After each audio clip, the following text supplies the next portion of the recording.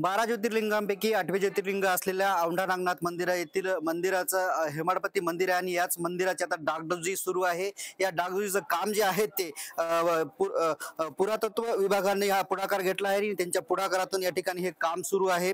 आपण जर बघितलं तर या ठिकाणी अनेक दगडी शिल्पे आहेत आणि हेच दगडी शिल्पे जे आहेत ते जोपासण्याचं काम आता पुरातत्व विभागाच्या वतीने सुरू आहे। या ठिकाणी विविध प्रकारचे असे कोरीव काम आहे। त्याच्यामध्ये हे 8वे ज्योतिर्लिंग आहे ना, अत्यंत सुंदर अशा दगडी शिल्पकलेचा नमुना आहे। परंतु सततच्या होणाऱ्या पावसामुळे व प्रखर उन्हामुळे मंदिरातील दगडी शिल्पाची झीज होत आहे। ती झीज कमी व्हावी त्यासाठी दगडी शिल्पावर रसायन आणि प्रक्रिया केली जाणार आहे।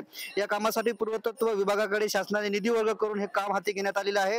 मात्र कुठेतरी आता हे काम जे आहे ते प्रगतीपथावर आहे। आपण जर बघितलं तर जो व्हाईट कलर वरती एक ब्ल्यू कलरचा जो आहे तो रसायन आहे, ते कुठलं तरी रसायन वापरून हे जे काम सुरू आहे। मात्र आता अवघ्या काही दिवसांमध्ये याच औंढा नागनाथ येथे महाशिवरात्री निमित्त यात्रा भरते आणि यात्रेमुळे थोडंसं हे काम जे आहे ते आता थांबलेलं आहे, कामाला स्थगिती देण्यात आली आहे। मात्र परत महाशिवरात्री झाल्यानंतर, यात्रा संपल्यानंतर या कामाला सुरुवात होणार आहे आणि खरं तर हे काम जे आहे ते पुरातत्व विभागाच्या वतीने हाती घेण्यात आलेलं आहे। आपण जर बघितलं तर या कामाचा आता पूर्णतः वरे रसायन टाकलेलं आहे। त्याचबरोबर जे काही छोटे छोटे दगडी शिल्प आहेत हे शिल्प जोपासण्याचं काम जे आहे ते पुरातत्व विभागाच्या वतीने घेण्यात आलेलं आहे आणि अनेक अशा प्रकारचे जे आहे ते आपण जर बघितलं तर मी कॅमेरामॅनला विनंती करेल की वरच्या भागावर आपण बघतो की ब्ल्यू कलरचे डॉट दिसत आहेत।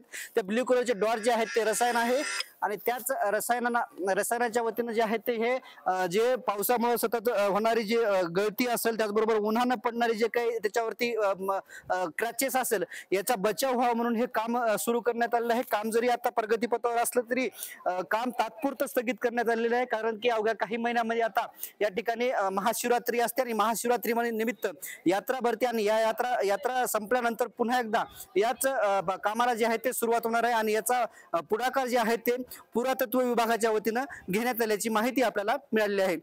कॅमेरामॅन ज्ञानेश्वर वानखेडेसह मी रमेश चेंडके, TV9 मराठी, औंढा नागनाथ, हिंगोली।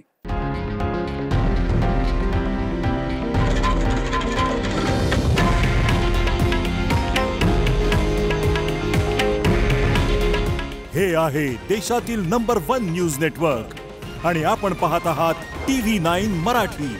काळजी तुमची, हित महाराष्ट्राचं।